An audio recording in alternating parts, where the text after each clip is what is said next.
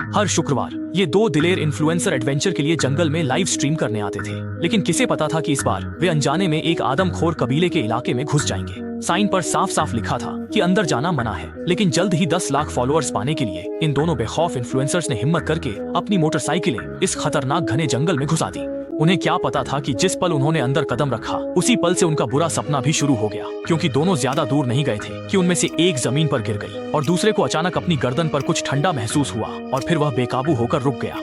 पहले गिरने वाली महिला इन्फ्लुएंसर ने मोटरसाइकिल उठाने की कोशिश की, लेकिन 2 बार कोशिश करने के बाद भी नाकाम रहने पर वह अपने साथी से मदद मांगने गई। लेकिन जब वह पास पहुंची तो यह देखकर डर गई कि उसके दोस्त का सिर धड़ से अलग हो चुका था। ये खौफनाक नजारा देखकर वह फौरन मुड़ी और भागने लगी। इस तरह न जाने कितनी देर भागने के बाद उसे आखिरकार एक बड़ी सी गुफा मिली, लेकिन जैसे ही उसने घबराहट में पुलिस को फोन करने के लिए अपना फोन निकाला, आदमखोर कबीले का एक आदमी गुफा के मुहाने पर आ खड़ा हुआ और अगले ही पल उस महिला इन्फ्लुएंसर का सिर भी जमीन पर जा गिरा। लेकिन मुसीबत को बुलावा देने वाले कम नहीं होते। कुछ दिनों बाद छुट्टियों पर निकले 2 कपल भी एक गाइड के साथ इसी खतरनाक इलाके में आ पहुंचे। शाम होते देख उन सब ने जल्दी से एक खुली जगह ढूंढी और वहीं एक रात रुकने का फैसला किया, ताकि अगली सुबह होते ही वे अपने रिजॉर्ट लौट सकें।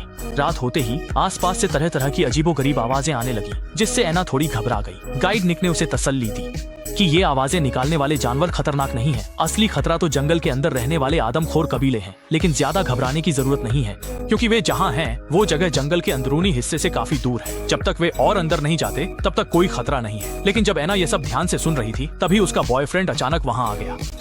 ओ, फिर से भूतों की कहानियां सुना रहा है ना?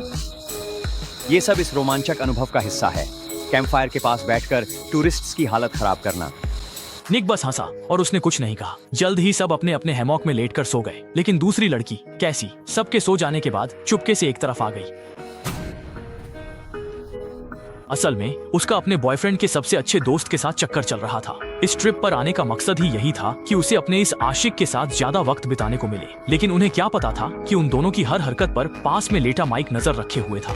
अगली सुबह गाइड निक ने अचानक देखा कि एक कश्ती गायब है और तभी कैसी भागकर आई और सबको बताया कि उसका बॉयफ्रेंड माइक भी न जाने कहाँ गायब हो गया है। जरूर कुछ हुआ होगा, तभी उसने इतनी बेवकूफी की है। ओए, अपनी जबान लगाम में रख। वो मेरा सबसे अच्छा दोस्त है जिसके बारे में तू बात कर रहा है। तुम्हें यहाँ जगह दिखाने के लिए रखा गया है। माइक को ढूंढने के लिए वे सब फौरन निकल पड़े। वे अपनी कश्ती खेते हुए नदी में आगे बढ़ने लगे ताकि माइक का कुछ पता चल सके। कुछ घंटों बाद वे एक ऐसी जगह पहुंचे जहां से नदी 2 हिस्सों में बंट रही थी।